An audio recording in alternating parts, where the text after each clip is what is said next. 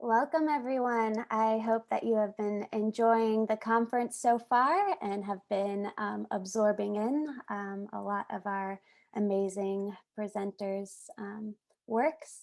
My name is Laura and my pronouns are she, her, hers. I'm a member of the event organizing team and the moderator for this session. I would like to remind everyone that the live transcription is available and you can find it at the bottom menu when you select subtitles. In dreaming of this event, our team was inspired by words adapted from Project Nia. Abolitionist futures are not compatible with white supremacy, settler colonialism, misogyny, heterosexism, transphobia, ableism, and classism. Yet these systems of oppression are all around us and affect even this event space. The hope our team has for this session is that organizers, presenters, and participants, particularly those of us who carry a lot of privilege, are mindful of the differential impacts of power and have the courage to hold to account anyone here who exercises power in ways that enact harm. If one of our organizers does remove you from this session, our intention is not to punish nor to exclude you, but to practice care for the abolitionist community we are building. So without any further ado, I would like to introduce Michael J. Coyle. He is on our organizing committee, and you can find his bio on our website. He will be presenting today with David Gordon Scott, who is a committed penal abolitionist and the author of many works regarding prisons and punishment from an abolitionist perspective. So welcome to Michael and David. Thank you very much. What we're going to do here is we're just going to hopefully share the screen. So if you just let me know, Laura, if you can see the screen okay there. Yes, it's perfect. Wonderful. Well, we're going to try and go through this as we can in about 15 minutes. So we've got quite a few slides to get through, but this is just really to give some kind of context and also give some indication of the vision and themes behind the recently published Routledge International Handbook of Penal Abolition. And what we're going to do is we're going to do this in a number of different kind of ways. We're going to give, first of all, a little bit of context, which you can see the first slides have come up there with the front cover of the handbook on the right, and on the left is a book we'll be talking about in a moment, which was published in 1976. And this was actually the first, and until this last month, the only abolitionist handbook that we're aware of. And what we'd like to do in just this first couple of minutes is to set this notion of the International Handbook of Penal Abolitionism within the context of this earlier handbook, and then within the wider context of penal abolitionism as an international movement. So let's start by just thinking about this marvelous book back in 1976 called Instead of Prisons, a Handbook of Prisons, a Handbook for Abolitionists, which was brought together by a number of people from the Prisoner Education Advocacy Project. And there was quite a lot of authors to this particular text, but perhaps the most prominent and most well-known was a Quaker called Faye Honey Knopp. And she'd had an enormous amount of experience engaging with prisons before the publication of Instead of Prisons. And indeed, her and many of other contributors had either experienced incarceration or had had a great deal of time in terms of working with prisoners. Now, the Handbook for Abolitionists Instead of Prisons, was largely a book about how to abolish the prison system. There are many chapters to the book, but the spine of the text was basically about what's known as the attrition model, which is kind of a death by 1,000 cuts. And as a strategy in terms of how one dismantles the penal apparatus of the capitalist state, this became an incredibly influential text. And throughout the 1970s and 1980s, and even all the way through to the 1990s, this this book and this strategy were incredibly important. It did many, many other things. It also challenged the myths of incarceration, highlighted the centrality of issues around sexual violence. Also, and indeed, a book published shortly before this called The Struggle for Justice by Quakers also highlighted the key issue for abolitionists of police violence. So Instead of Prisons became a landmark publication and were an incredibly important contribution to the debate.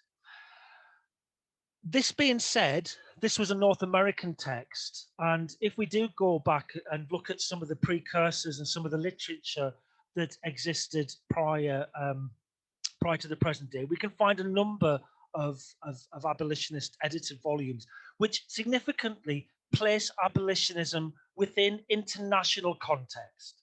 So when we're presenting in a moment about the International Handbook, we need to recognize it's not the first handbook, nor is it indeed the first text to bring together an international kind of scope. There was a number of texts published from 1970s through to the 1990s, again, from different groups, from ICOPA, the International Conference on Penal Abolition, which was set up in 1983. And there were a number of books, for example, the book by Van Swaningen and Bianchi, which was published in 1986, which was based on the second conference of ICOPA, right the way through for a number of years into the 1990s. And again, this was something which brought together a broad range of abolitionist ideas in international context. You also have, from the 1970s, the European Working Group papers, which basically had a number of abolitionist ideas explored and were presented from, I guess, a European perspective, but also had international scope. What you find in these contributions are the ideas of some of the leading abolitionists at the time. So you have the works of people like Luke Holzman, people like Thomas Matthiessen, people like Herman Bianchi, I've just mentioned, and also people like Nils Christie, having their voice represented alongside those of people like Ruth Morris and Faye Honey Knopp. And of course, we shouldn't forget the global influence of critical resistance, which evolved from the late 1990s onwards, and the importance of that in terms of providing inspiration for an international voice within the abolitionist debates. So that takes us to vision, and I'll hand over to Michael for this.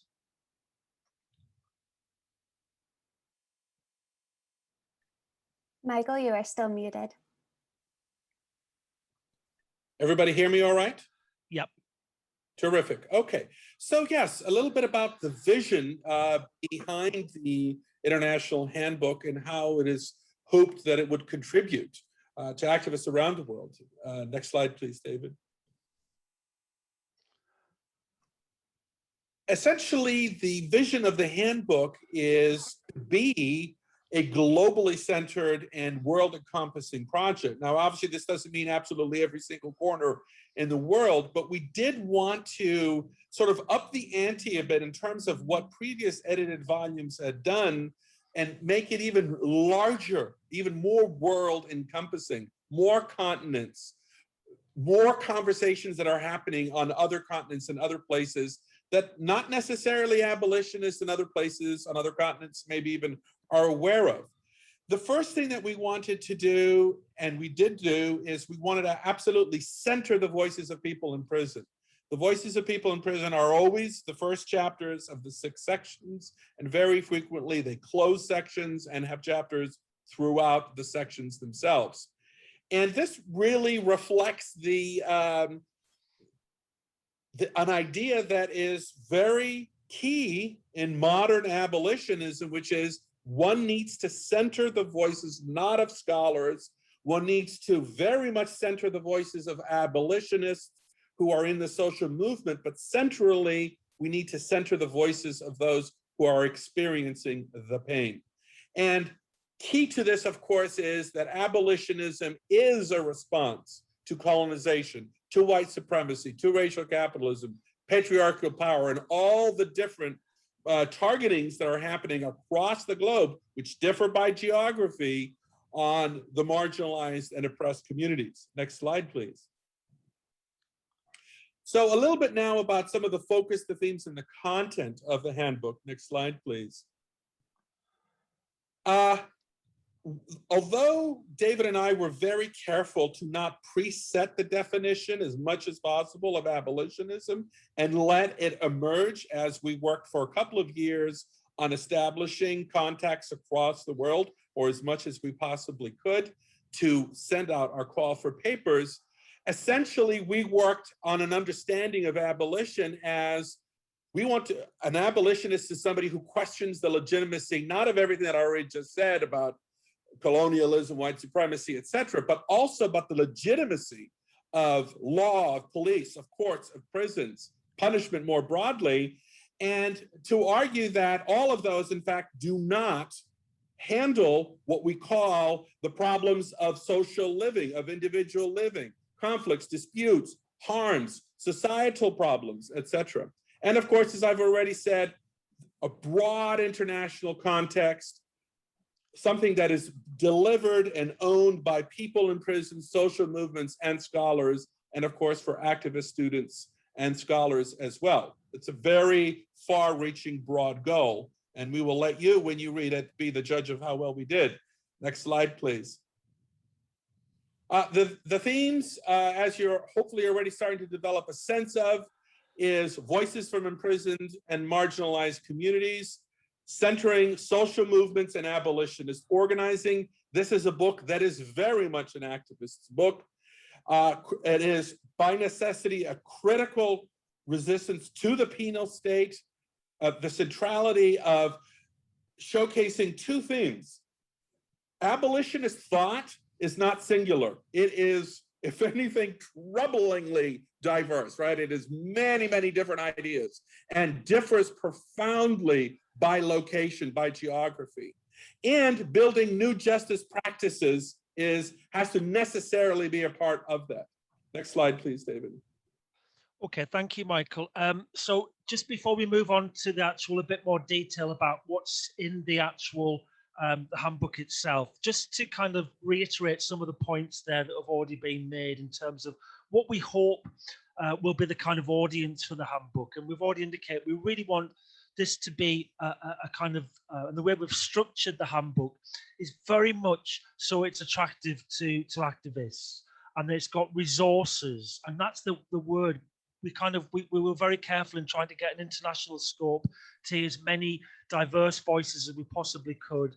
And as Michael said, the people who are experiencing the pain to be kind of placed at the heart of the handbook, but also for it to be something in which it could be a really genuine educational tool, where it could be for those who are new to abolitionism or want to deepen their understanding of abolitionism, to think about how abolitionism is actually going forward and to open that dialogue with abolitionists across the globe.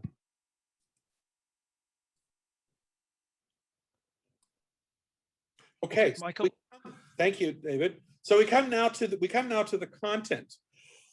A lot to cover here. I'm only going to be able to touch up on to emphasize some points.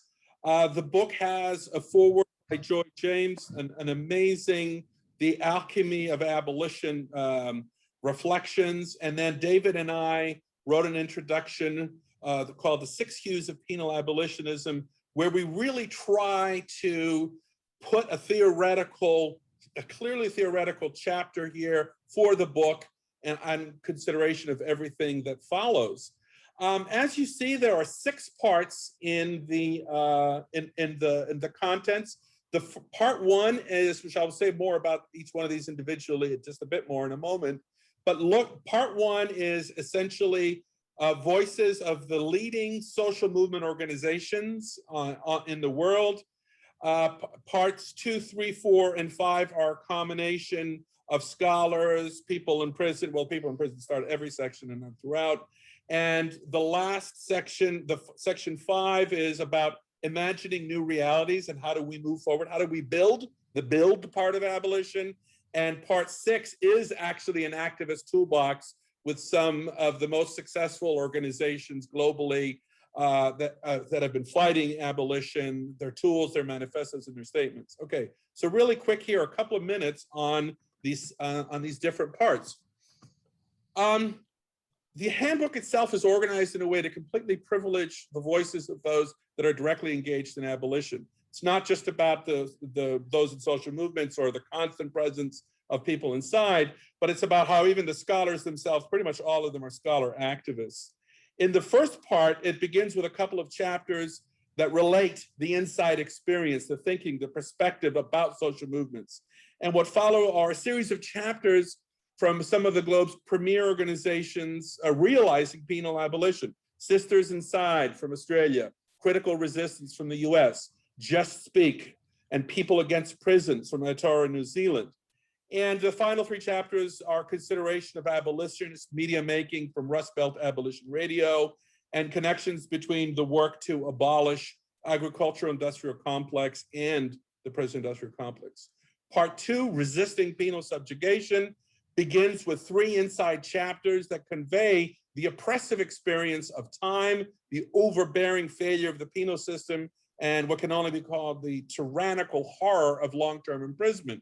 The next three chapters explore prison subjugation by investigating the Maroon as abolitionists in South Africa, the collective resistance to prisons in the USA by two folks that have been very deeply involved in that in the last few years, and the death and harm in English and Welsh prisons.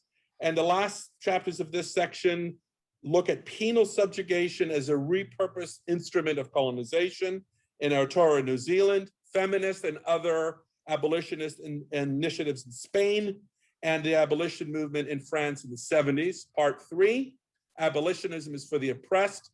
Presence is how abolition is above all else for those already targeted for oppression.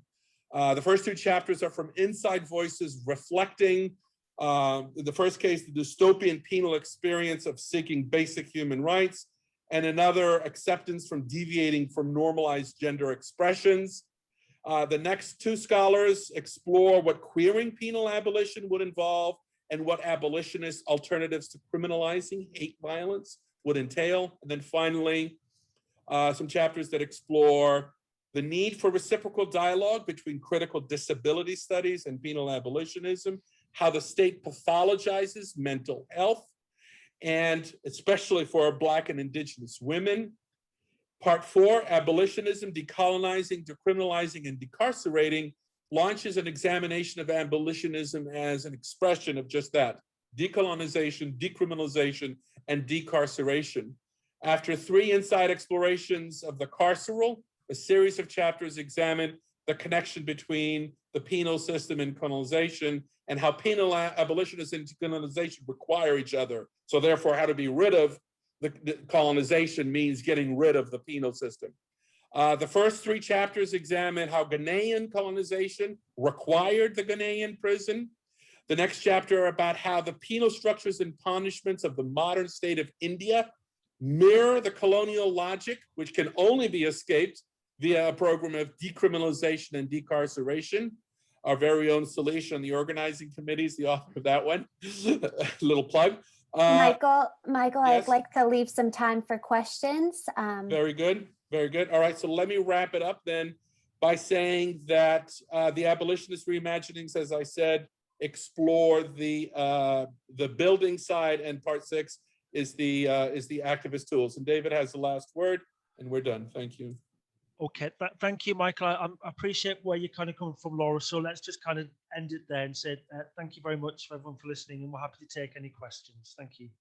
And I'll stop the screen share as well at this point now. Fabulous. Thank you both so much. If you have any questions, please write your questions in the chat, or you can raise your hand for us to unmute you. I have a quick question. So what are some of the barriers or impediments to people who are incarcerated themselves writing, publishing, circulating handbooks on prison abolition or penal abolition? Same for, some of the identities you listed, whether they be Ghanaian or Black, Indigenous. So what are the barriers they face when they want to publish their own handbook? Gosh, I mean, I think that's a brilliant question, and well, maybe I'll let Michael come in as well on this one. But just to say that the barriers are enormous for so many different reasons. You know, the kind of denial of voice more broadly, the denial of access to materials, the difficulty of networking and kind of getting access, the publishing industry kind of not really being in a position to kind of engage with people in prison. Of course, there are independent kind of publications. Where, you know, a lot of it comes through, as we found in this, we've got a lot of support of activist groups. We've got a lot of support of people who are working with prisoners, and we actually had 120 submissions in the end for prisoners. We're only able to include 20, and some of those writings will appear in another book that Michael's editing, which was actually on the slides, but we kind of left it out because it's part of a different series that we're working on, but a book called Contesting Carceral Logic. I can't remember, Michael will tell you exactly how many of the papers were included there as well. But yes, I mean, it's a brilliant question. The key thing is to hear that voice. You know, our voice is never going to be kind of as authentic and as kind of detailed and as rich as what somebody who's actually been subjected to penal incarceration will actually find. So we kind of did our very, very best to try and bring that voice out from an international context. So we had people from, I think, 4 different continents in the end. People from Germany, people from Canada, Australia, United States. We have people who kind of, people from Argentina, people who kind of came together, and we had a lot of support in terms of finding those voices and getting them out there. But for someone to do it by themselves, it's just like any form of networking in terms of prisons are all about closing the voice down and preventing that voice from being heard on the outside. And we all have to do what we can to try and help that voice be heard. I'm sure we're quickly running out of time, and Laura, any moment is going to say stop. So I just want to quickly reference in the chat. Been a couple of folks who've stepped in and asked about how do we help get this volume both to people inside, given that it's a hardback and all that. Here's the good news. There's good news and there's bad news. The good news is that the handbook is going to be coming out, we've been told, in paperback. You know how publishing works is hardcover, as frequently with publishing houses, the first thing that happens to cover costs with libraries, et cetera, and then a much cheaper paperback version comes out. So that is going to be happening. Thank you for your effort to help organize for that. We're good. And we have done the labor that is necessary to make sure that all the inside voices that have participated in this project will be getting a copy of the book. Obviously, none of them, almost none of them will be getting it at their prison for the reasons pointed out in the chat, that that's frequently not possible to do, or even safe to have a book called Abolition enter to you in a prison. And I'm going to keep your names here on record if we run into problems and need support. Thank you all who responded to that very much. Great, and unfortunately we will have to move on to our next speaker here, but if you have any other questions, hopefully we'll have some time at the end to address them. So next up, I would like to introduce Dr. Kaitlyn J. Selman. Dr. Selman is an assistant professor of criminal justice at Bellarmine University in Louisville, Kentucky. Her work lies at the intersection of youth justice, critical carceral studies, and abolitionist organizing. Her most recent publications appear in Contemporary Justice Review, Youth Justice, and Critical Criminology. So please have a warm welcome to Dr. Selman. Hey everybody.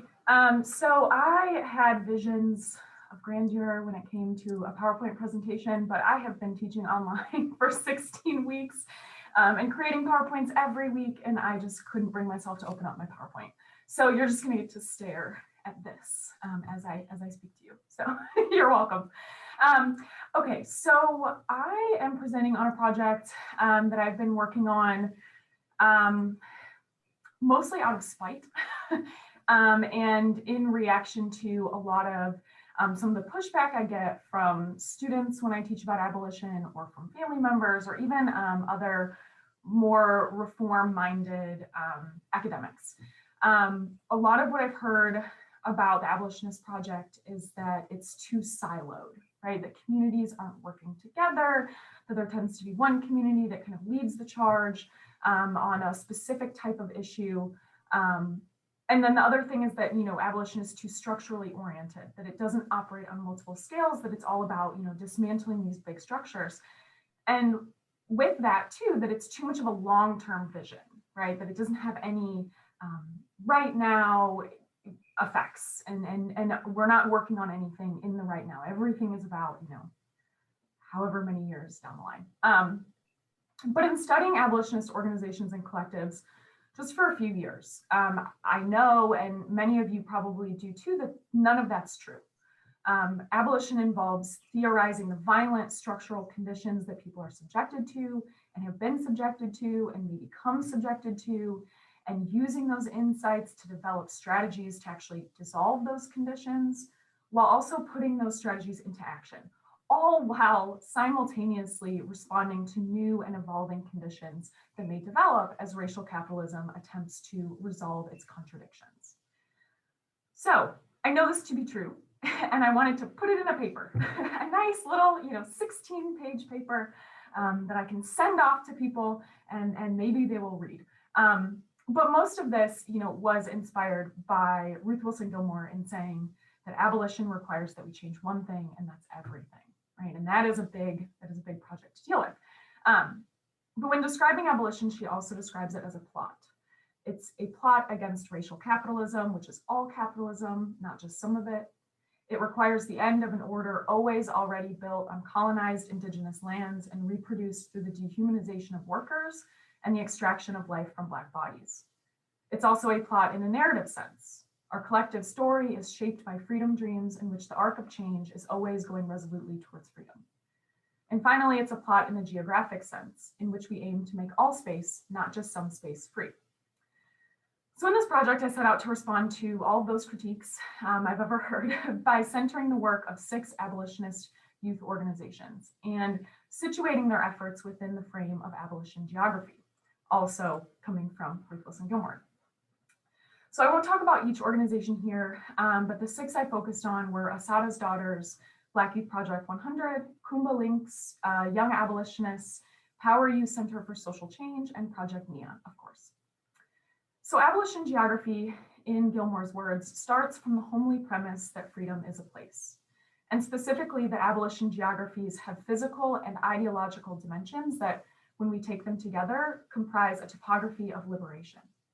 Abolition geography as a method, then, involves tracing, charting, and mapping those spaces of freedom, culminating in a map of the varied ways in which we have, over and across time, combined people, space, and resources with our social capacity to organize ourselves. So in this project, I plot the dimensions, narratives, and geographies of abolitionist work, and I focus on horizontality, verticality, and depth. So abolition is horizontal because it requires and facilitates solidarity across people and communities. It's vertical because it incites transformation on multiple levels, including the community and institutions. And it has depth because it seeks to transcend the temporal limitations of linear progress. So in exploring these dimensions, I, hopefully successfully, demonstrate how abolition embodies the complexity required for the creation of new worlds. All right, so in terms of the horizontal dimension, we know that racial capitalism functions through the severing of relationships and the starving of relationships. Its most powerful tool is an ideology of atomization, where the mere notion of collectivity is at best rendered laughably inadequate, or at worst, simply impossible to achieve. And we've probably all heard this before. But as Montgomery and Bergman demand, empire's grip on relationships is being broken by new and resurgent forms of intimacy through which people come to depend on each other and defend each other and become dangerous together. So for example, Kumba Links is a Chicago-based urban arts youth development and activist organization. They're engaged in a lot of work, but their hip hop arts program continuum, I think, most visibly embodies their dedication to the horizontality of collective resistance. So one of the things they do is they put on a year-long sequential arts learning program that involves writing, spoken word, choreography, amongst many other things. And they, there we go. Yep. And it brings together people dedicated to reimagining a more just world. And people can gather in parks and spaces and community spaces, right? And be in community together, which feels weird right now to say. One aspect of this program is the Kumbhalinks Performance Ensemble, where emerging artists use hip hop to learn about and then communicate narratives regarding cultural history and spirituality and social responsibility and cross-cultural coalition building. Their premier event is the Chicago Hip Hop Theater Fest. And as they explain it, grounded in critical pedagogy, original performance aesthetics, and community engagement, this program cultivates connection by uplifting the stories of Black and Brown people and using their narratives to energize community members towards mobilization. So whether through their theater fest or their performance ensemble or their social change teach-ins or praxis training, Kumbhalinks uses creative expression to foster interpersonal and inter and intra-communal relationships. And even in the midst of the COVID-19 pandemic, interconnection surges over prison walls. In April 2020, a coalition of organizations from across the Chicago area, including Assata's Daughters, led noise demonstrations from their cars at the Juvenile Temporary Detention Center and the ICE headquarters and the Cook County Jail. And they demanded that elected officials release incarcerated people to prevent the spread of the virus. And in a collective statement, Assata's Daughters explained, "When we say free them all, we mean no one should be stuck on the inside, waiting for an almost inevitable infection and possible death from COVID-19. We mean incarcerated people, be they youth or immigrants, be they near their release date or serving long-term sentences, are a part of our communities, are experiencing this pandemic alongside those of us on the outside, and that our survival is dependent on theirs." So this work obviously would not be possible without an understanding of shared struggle, a consciousness developed and enacted through bridging. As described by Gloria Anzaldúa, bridging is the work of opening the gate to the stranger within and without. To bridge is to attempt community. So bridging takes on different forms at different moments, but it always requires a recognition of the subversive ways in which racial capitalism attempts to divide in order to conquer groups of people across time and space. Now, as scholars of the Black radical tradition have exposed, racial capitalism operates at multiple levels simultaneously. Its forces of atomization, dispossession, and exploitation attempt to destroy the interpersonal, dividing and conquering, disrupting the cohesiveness and strength of communities, and infiltrating social institutions to maintain the presence of those carceral and differentiative logics. And enclosure plays a key role in the articulation of these forces. And as Clyde Woods has charted, enclosure is used to gain control over resources and over the ideological and distributive institutions governing their allocation. But of course, there have always been contestations over this. Just think about the Black Panther Party and their 10-point program, or 10-point platform. Building upon the legacy of Black radicals, abolitionist youth organizations also wage a vertical battle against the carceral terrain of racial capitalism. Verticality here encompasses efforts aimed at addressing the multi-scalar manifestations of racial capitalist forces, specifically those that focus on strengthening communities through service provision and fighting the institutions that maintain those states of deprivation. So for example, Miami's Power Youth Center for Social Change has identified young parents as a group vulnerable to the processes of enclosure, often working through the public school system. So in partnership with local community organizations, Power U coordinates Black Mama Circles, where members assess the needs of young parents and help them learn about their reproductive rights. So through this program, Miami-Dade students are provided with a safety network of committed social workers, doulas, midwives, and community organizers, all things that the school system is not providing and quite honestly refuses to provide. Abolitionist organizations also work to either transform or dismantle the same institutions that facilitate and bolster those hoarding tendencies of racial capitalism. So for example, spearheaded by Chicago Justice Torture Memorials and We Charge Genocide, and supported by various youth organizations like Project Nia and Assata's Daughters and BYP 100, a 2010 campaign for reparations was waged in response to the torture inflicted on almost 120 mostly Black men by former Chicago Police Commander John Burge and his Midnight Crew. One part of the reparations package, which was approved in 2015 and is one of, I think, only a few parts of the package that has actually been implemented, requires that the official curriculum for Chicago Public Schools include at least one lesson about this case and its legacy to be delivered to 8th and 10th graders. The point of this demand was to ensure that the violent history of the Chicago Police Department, one necessitated and emboldened by the state, is acknowledged and remembered.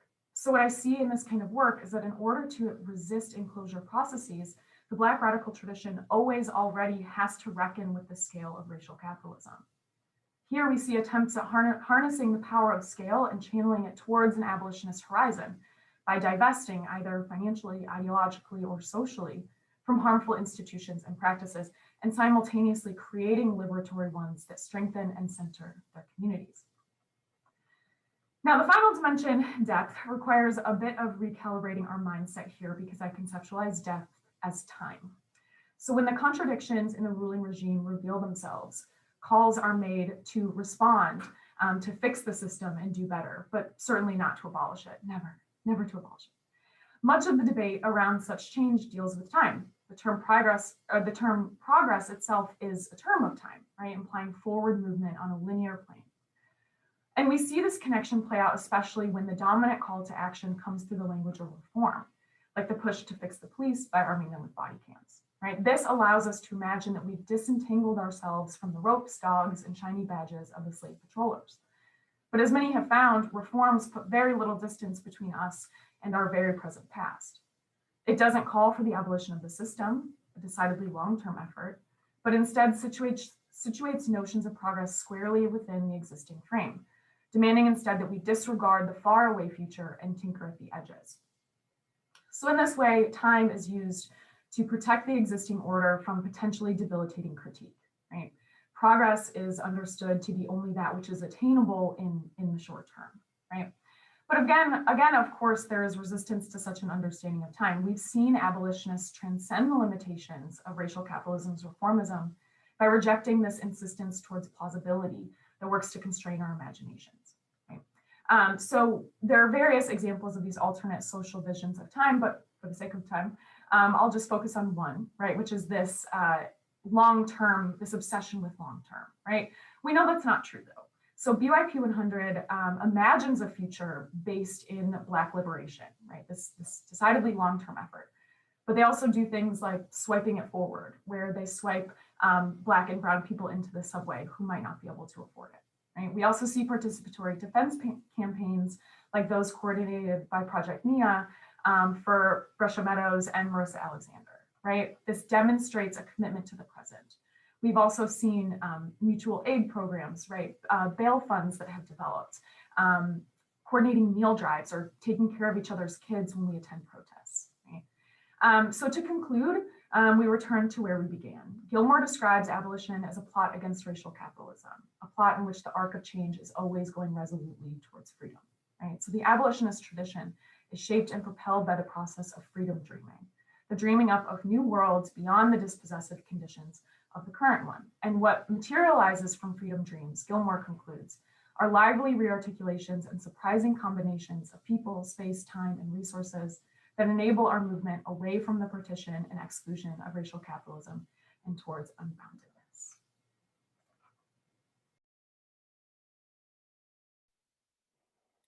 Fabulous, thank you. If you have questions, please raise your hand or you can type them in the chat and we can unmute you. Yeah, I'd like to start us off with a question if you don't mind. So I think what I learned from the first presentation was that the network or social capital that folks on the outside have is not readily available to people who are incarcerated, so they could sort of author their own stories. So then my question for this presentation, I guess, is about when we think about the state being able to, people self-deputizing into the state, right? So whether it's Zimmerman, I think Holtzclaw was actually an officer. When people can self-deputize and promote the carceral state, when we're talking about abolition and imagining abolition, do white folks and I guess their non-Black junior partners, do they survive abolition? It sounds like a really hard question, but if you are comfortable answering it, I'd love to hear your answer. No, we don't. Yeah, it is a hard question to answer. But whiteness itself has to be abolished, right? It can't exist. It is the death dealing machine. And I say that as a white person. But no, I don't think we do. And that kind of sucks as like a person. But that's my honest assessment of it. No.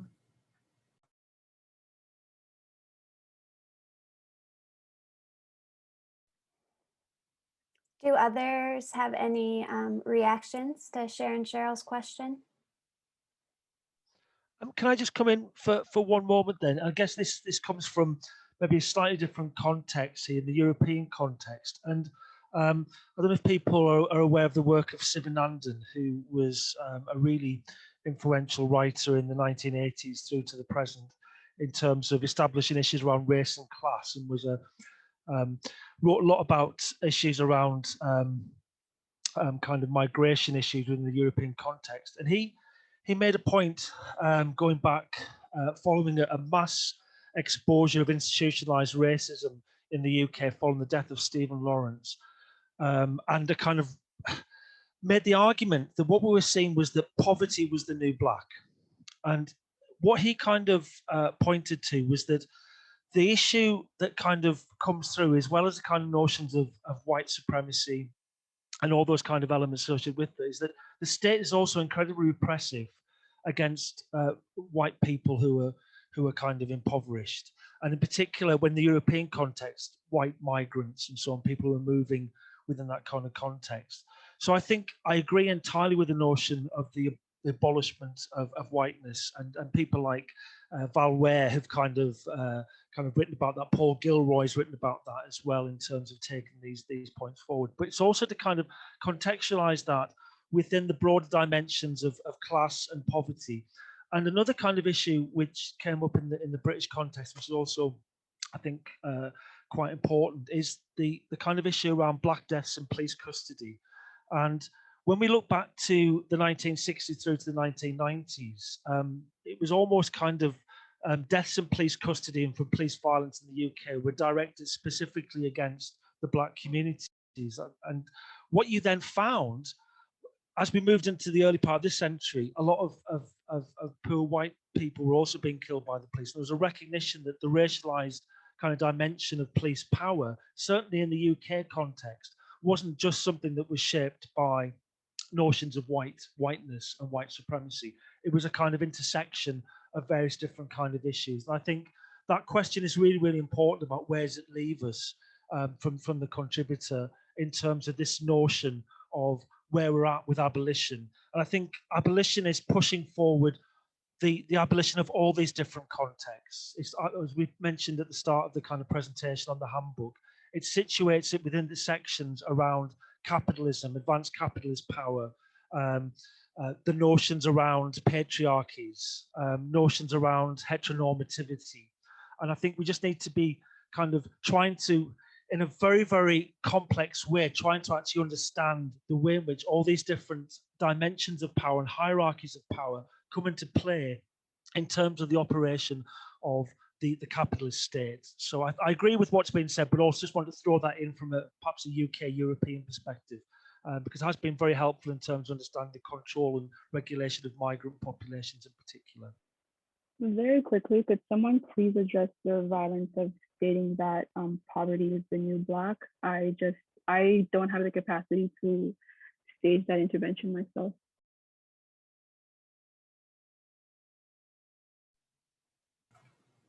Yeah, I mean, I think, we have to really pay attention to not equating these things, and understanding that poor white people still do not have the same experience as Black people. You still have the protection of whiteness.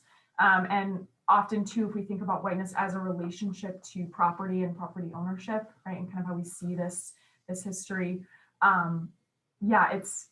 we can't, right? We can't, I mean, race and class and gender and sexuality and all these things are intrinsically entwined, but they do require a nuance, and because I've heard that too. So I also, as some disclosure, so I teach in Kentucky, right? I work in Kentucky. And I've heard some of this argument too, and some pushback from my students of like, well, I've experienced depression because I'm poor, right? And it's like, yes, you have, absolutely, right? Being poor in a capitalist economy sucks, but you still don't have the same relationship to harm and violence and oppression as a Black person has. And so it's not something that we should be equating. Absolutely. Maybe if I just come in, that was a quotation from Sivanandan from the journal Race and Class. So if you want to kind of look that up, and Sivanandan is a Black scholar within the kind of UK context. So just to kind of give that kind of little bit of contextualization, that isn't me kind of necessarily equating that is from a particular kind of understanding around the way in which state violence has been directed, in particular against migrant populations, if that helps in terms of contextualizing that kind of feedback there.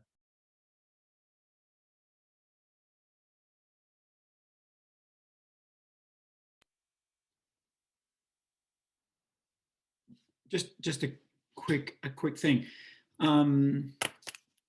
So I mean, this is really, I mean, it's a long debate that's been going on for a long time. And again, what I tend to appreciate is just understanding different kinds of arguments and the kinds of arguments that how they clash and they contradict each other. I'm not personally often in agreement with the idea that with the concept of that suggesting that race changes and shifts, and particularly Blackness, and that then you have a new shift into the working class. And I know that that's not your argument, David, but that's the argument that came out. I think that for me, coming from the race trader tradition from the 80s and 90s, suggesting that whiteness is a system set of both privileges, but not just privileges, but the structure that tends to be about domination, and that the elimination of whiteness is not the elimination of people, is the elimination of that particular structure that allows people to identify themselves in this particular kind of category. And that's the notion of race trader, is you abolish whiteness, it doesn't fucking exist outside of a domination. So therefore you can't, the question is how you eliminate that domination. And it's not necessarily by just saying, hey, I'm not white. That would be just discursive. But eliminating the relationship that allows people to even think of themselves in these particular kinds of categories.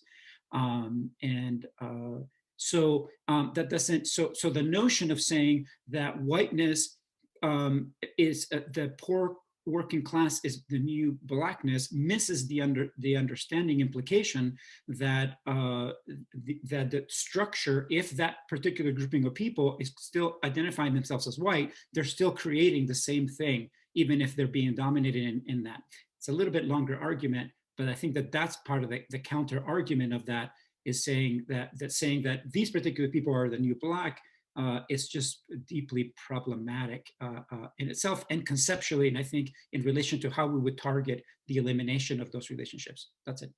Okay. Sorry, can I just come back in and say, I think you've spoke ever so eloquently then. I pretty much agree with everything you're saying there. I think you've really kind of laid out that notion there within the context of racial domination. I think that's really, really profound and very important contributions you've made there. So thank you very much.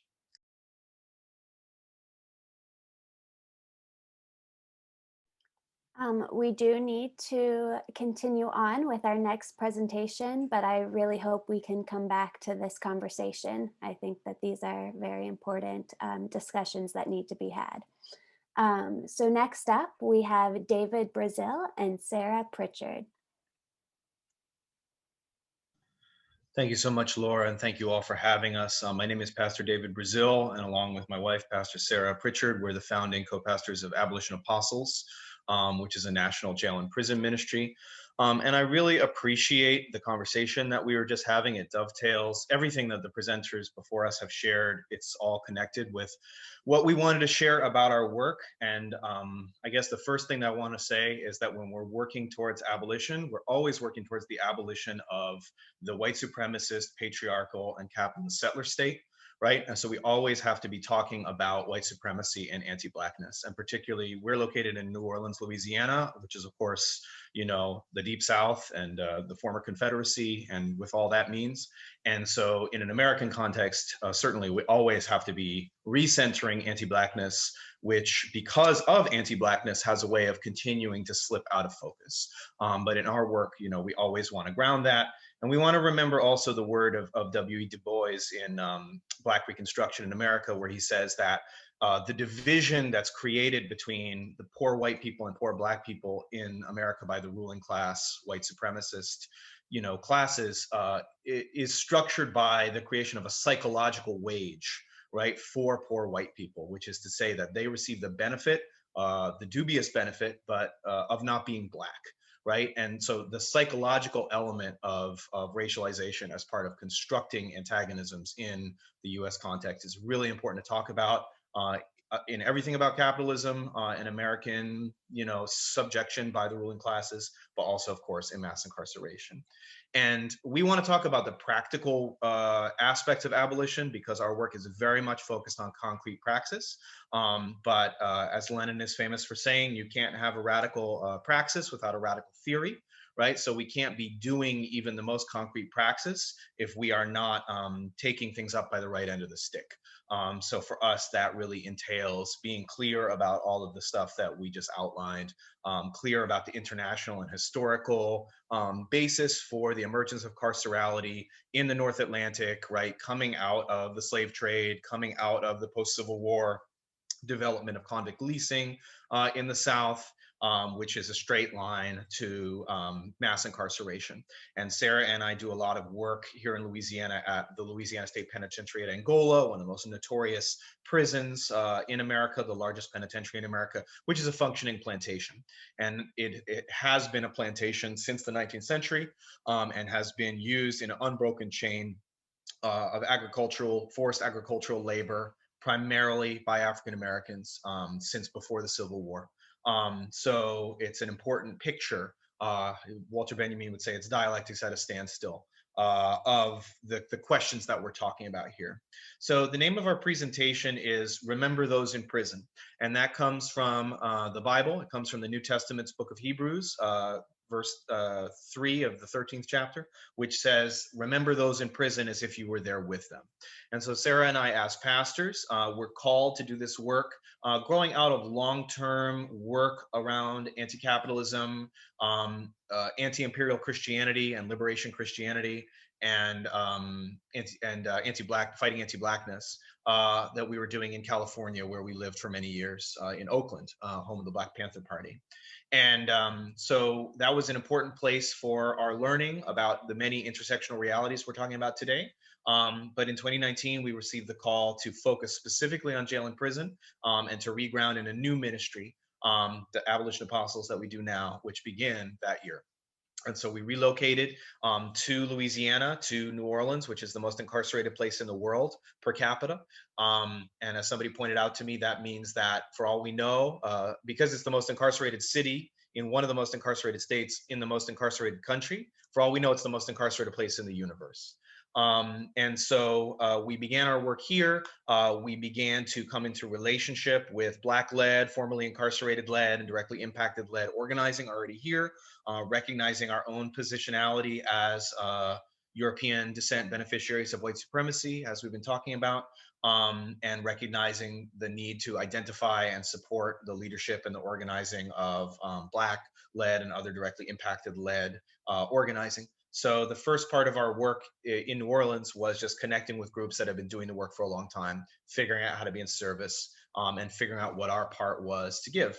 The vision of what we do really grows out of supporting folks, again, going back to that scripture, remembering those in prison. And of course, many of you will know the New Testament saying of loving your neighbor as yourself, right? So what that really means is, we look at somebody's situation and say, what would I want to have done for me were I in that situation, right? And so a lot of our work is just a matter of looking at people in prison and being like, what would I want to be done for me were I in prison? And Sarah will talk about some of the our fivefold concrete approach to to solidarity with folks in prison. But that's the beginning, and the vision of that is the creation of new ecclesial sites in relationship to existing carceral sites, which is to say creating hospitality houses, creating church communities and other communities of support that are concretely doing work of support for folks who are inside. And for those of you who haven't thought about anything Christian or Bible-y in a while, and maybe like, wow, aren't Christians the people who hate gay people and women and queer people and so on, and are hand in glove with the fascist state and so on? The truth is that there is a revolutionary tradition in Christianity that goes back to the beginning, to Acts of the Apostles and the book of the Bible, that says that the apostles practiced primitive communism, all the way up to Dorothy Day's Catholic Worker Movement, and somebody put about liberation theology in the chat, right, which is solidarity of priests with the campesinos in different countries in Latin America. So if you read the Bible in the way that we read the Bible, which we think is the right way to read the Bible, and we agree with the Black liberation theologian James Cone, who said that the message of the Bible from Genesis to Revelation is liberation, right? And Cone got a lot of hassle from white colleagues for that statement back in the 70s, but we believe it's true. And so there are many places in Scripture where it's very clear that God wants liberation for God's people, right? That's the whole story of the book of Exodus, part of why that book is so important to the Black Christian tradition in the Western Hemisphere particularly. It was Nat Turner's favorite book of the Bible, all the way through to the prophets like Isaiah, who says that God wants us to break every yoke.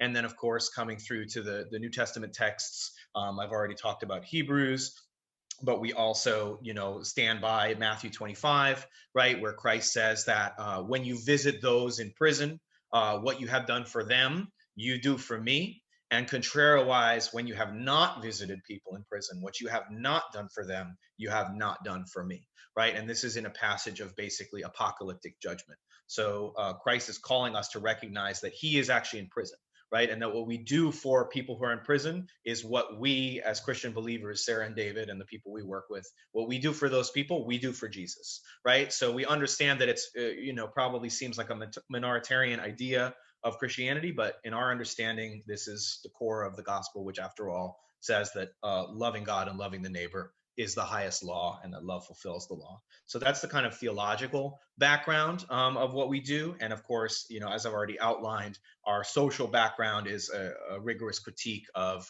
the settler state, of capitalism, of white supremacy, of heteropatriarchy, and the intersectional reality that governs all those things and that creates carcerality. So the story of our growth is that we began in New Orleans. We were very locally oriented. We did that work for about a year. And then starting in with the lockdown, really, in 2020, in March, we began to go online out of necessity because we couldn't be in person anymore. We began to create more social media, and more people across the country began to find out about our work. And then, of course, in the wake of the uprisings following the murder of George Floyd, Breonna Taylor, Ahmaud Arbery, and so many other Black people, many more people, especially younger people who were involved in protests and so forth, and the uprising, began to get politicized around police and prison abolition, began to discover our work. And so we now are serving over 2,000 incarcerated people across the country in 36 states with different services that Sarah is going to talk about. And we do that with the help of over 1,000 volunteers who help us to do the many things that our ministry does to just be in a concrete solidarity with folks who are incarcerated. And, before I turn it over to Sarah, I just want to say some of our mottos are, we believe that abolition begins in the heart, and that abolition begins at home, right? So this is a kind of in response to what was raised by Kaitlyn about the critiques of abolitionist projects, that they're siloed, structural, and long-term. Well, all of those things have to be thought about dialectically, right? First of all, we always are fighting to overcome the siloedness and to come into relation. That's part of why we're here with y'all right now, to come into relation and connect with people who want to do real organizing, and so do it. We can't again, you have to have a revolutionary theory to have a revolutionary practice. So if we don't have a structural account, we're not going to get anywhere. Think about all the people with bad liberal politics who can only keep reproducing the nonprofit industrial complex and academic discursive critiques of these things without any forward movement to actual change that actually gets people out of prison, right? And like long term, well, you know, if you're going, you know, a journey of 1,000 miles begins with a single step, right? You have to know where you're going and take all those steps each day. So I wanted to lift up those things, but then I want to turn it over to Sarah for what does the concrete praxis actually look like. Book of James says that when we want to be doers of the word and not merely hearers of the word. So that's something that we put out to everybody. Like, remember, it's not just about following the right people on Twitter or reading Our Prison's Obsolete. It's about figuring out what is concrete, how do we do abolition today? So I'll turn it over to Sarah for what we do. Thank you so much, David. And we have developed a fivefold sort of path to solidarity with people who are in prison. And so that begins for us with pen paling. We began in 2019 really focused on pen paling because of our own personal experiences of having been pen pals with incarcerated folks for many years, and just experiencing the way in which pen paling is an opportunity to come into authentic relationship with someone who is incarcerated, and through that relationship experience both the personal transformation for those of us who are not directly impacted by the prison industrial complex, but then also experience the way that that transformation can move us into deeper and deeper acts of solidarity through relationship and through discovering what it is that people on the inside actually need, and then figuring out how to meet those needs, right? And so we really believe in the transformative power of pen paling, and that's why we began our ministry in making those connections between people who are incarcerated and those of us on the outside. And at this point, as David said, we've connected over 2,000 people on the inside with pen pals on the outside. The next piece of the fivefold approach is material support. That looks like a lot of different things for us. As I mentioned, really springs from the authentic relationships that we build and the people that we work with on the outside build with incarcerated folks in order to understand what are their actual needs. And a big piece of our work is collectivizing both the resources and the labor in order to better be able to actually meet the concrete and material needs of folks on the inside. So recognizing that when I was just pen paling individually as one person, there were often things that my pen pal needed that I didn't know how to actually make happen for them just on my own accord, right? There were resources, financial things that I maybe wanted to make happen that were not possible for me as one individual. But then there were things like legal questions, right? That came up that as someone who doesn't have a legal background, I wasn't able to answer. And so a lot of what we think about in terms of material support has to do with collectivizing our labor and our resources, including expertise, including financial resources, in order to increase the quality and the character of the solidarity that we're able to provide to incarcerated folks. The third piece of our fivefold approach is visitation. And obviously visitation has been challenging given the pandemic.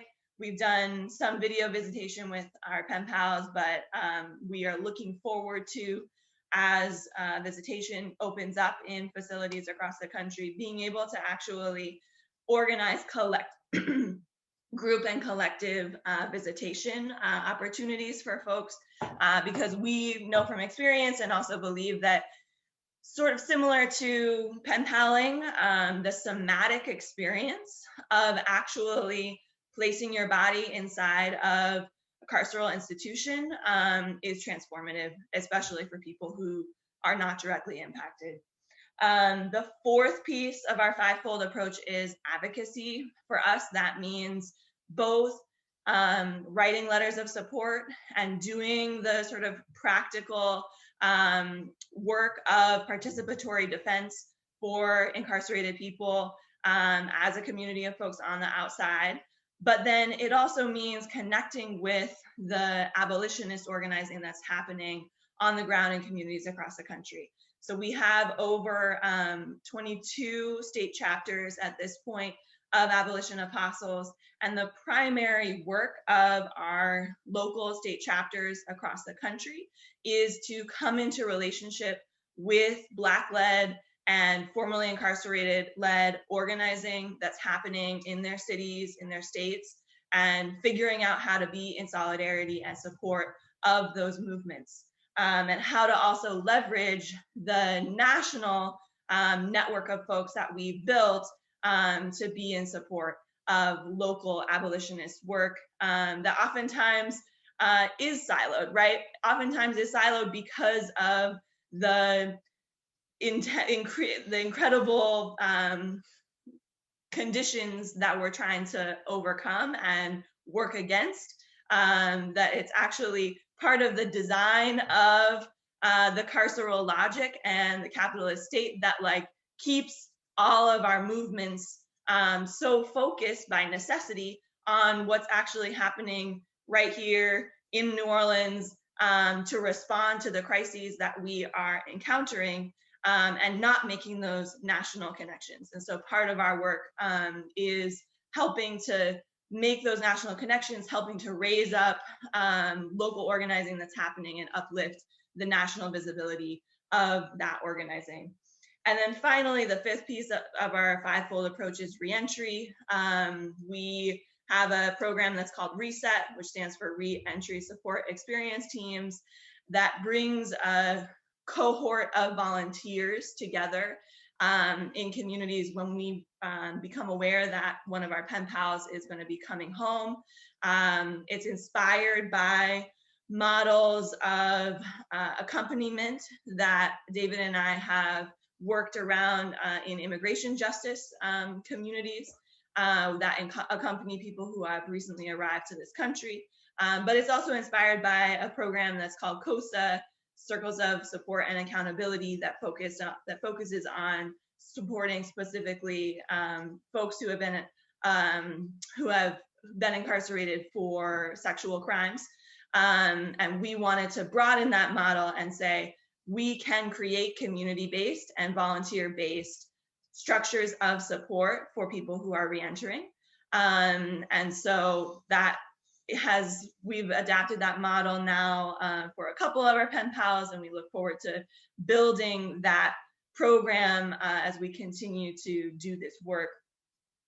The last thing that I'll say is just that all of this work is done exactly according to the amount of participation that we have from the other folks on the outside that we work with. We are not a nonprofit. David and I are non-denominational Christian pastors. We are not paid for this work. We don't intend to become a nonprofit because of our anti-capitalist stance. And so we rely on building the community of folks that we're doing this work with on the outside. And we've been able to, thanks to the incredible growth of our project, create these state chapters, create also working groups that help us to focus on specific issues, such as providing legal support to our pen pals, but also thinking about how do we provide specific and unique support for women and femmes who are incarcerated, for example, and other sorts of issues that we encounter that are intersectional with mass incarceration. The working groups are the way that we try to deepen our support and solidarity around those things.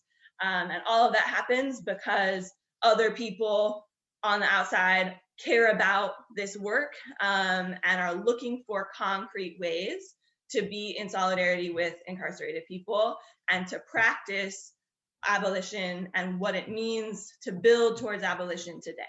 And so we are so grateful to be working alongside so many people and to be learning together about how do we build abolition today, and grateful to be here. And I think we can turn it over for questions at this point. Fantastic. That's definitely a perspective that is very new to me. So thank you for sharing. Sharon, Cheryl, do you have a Yeah, I guess I want to really talk about the legacy of the church as part of the mechanism of enslavement and colonization in the first place. There's so much here, and we don't have 5 minutes, but I'm thinking of the white or non-Black savior complex, the voyeurism of having to sort of bring people into the, I guess, into to raise people's awareness by, offering or sort of presenting people in their state of suffering. I'm thinking about, so I'm just like, I'm really struggling with this presentation. And I guess I want to hear how are you different from the missionaries who went onto the continent of Africa and stripped, my communities, my people of our indigenous religions? How is the ministry you're engaging in different from the white savior complex, which has harmed movements more than helped? Yeah, thanks for your question, Sharon, Cheryl. Sarah and I are both formed by the Black Christian tradition in this country, which is a powerful and centuries-old radical tradition, not just in the US, but of course throughout the hemisphere. A tradition to which Harriet Tubman and Frederick Douglass and Nat Turner and Dr. King and Fannie Lou Hamer and so many other people belong. And so our own formation as Christians was in Black churches, was with Black women, often Black queer women, who introduced us to a liberation gospel like that I described from Dr. Cohn. And so my belief about Christianity is that it doesn't belong to the white missionaries, that those people were practicing violent heresy against the real tenets of the tradition, and that Black Christianity is sort of the only hope for Christianity. And without Black Christianity, I wouldn't be a Christian. I think that's true for Sarah as well. And I am permanently humbled by what Black Christian teachers have taught me. And I hope to share that with both other Christians of whatever ethnic background that we encounter, but also to bring a witness about it to people who work with us who are not Christian or not religious at all. And to be clear, our ministry is a Christian ministry, but you don't have to be Christian to participate. And we work with people of all faith backgrounds, as well as those of no faith background at all. And as for people who are incarcerated, there are no strings attached to our services, which are always free. We make religious materials available to people who request them, but we are not an evangelizing or proselytizing ministry. So that's how I would respond. Sarah, do you want to add anything to that? No, I think that's exactly what I was going to say. Thank you. We have a comment from Michael. Michael, would you like to unmute? Yes, thank you. I want to thank you both for your presentation. I found it very interesting. I was thinking while you were speaking that when I think 100 years ahead in the most idealized sense, right, we've really just taken tremendous strides. Prepare yourself to think really positively here. Just tremendous strides in terms of the work that we're doing here now to work with all these supremacies that we're working with, especially, of course, racial supremacy, white supremacy, right? And I think, what will the frontier be? And I think in many ways, this excellent liberation theology, which I absolutely adore, and postmodern theology that I also absolutely adore, very powerful, wonderful stuff. But I can see how the future, when all of us are long gone, is going to invite a new kind of accounting towards the direction that Sharon Gerald was going, a new kind of accounting of the Christian church, the Christian faith, all of which I basically hear you both recognizing and acknowledging. I know I'm not saying something that you are not seeing, but I see why it's problematic today, because so much of that accounting has not even begun. I mean, the accounting of what the church did, no matter its lovely liberation theology, the Christian church specifically, lots of other churches, by the way, again, this International Handbook is opening my eyes in many, many ways. That's just the corner that some of us here are more familiar with. The accounting has not even begun, and it's going to be quite something when it starts, I am sure. Thank you. Thank you. We are done with our time, and we don't want to cut into our wellness break.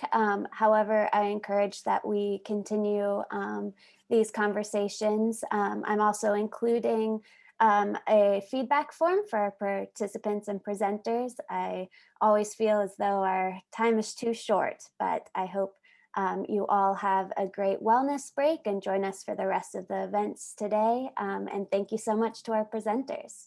Laura, can I just say one more thing very briefly, which is that many of our Black Christian mentors invited us to reflect on the way in which liberal to radical reflexive anti-Christianity is anti-Blackness in an American context. So I really invite folks, or can be anti-Blackness in an American context, because many Black folks are religious and specifically are Christian. And so derogating Christianity for oppressive things, for irrational things, can be part of American anti-Blackness. So I just wanted to lift that up so we don't just get settled and comfortable in our traditional Enlightenment / Marxist anti-religiosity, which is, everybody knows this stuff. Like, that's easy and obvious. How do we get to the next step in the dialectic? Just wanted to say that. Thank you. Thank you. That's a great way to finish us off. All right. Take care, everyone. Thank you all.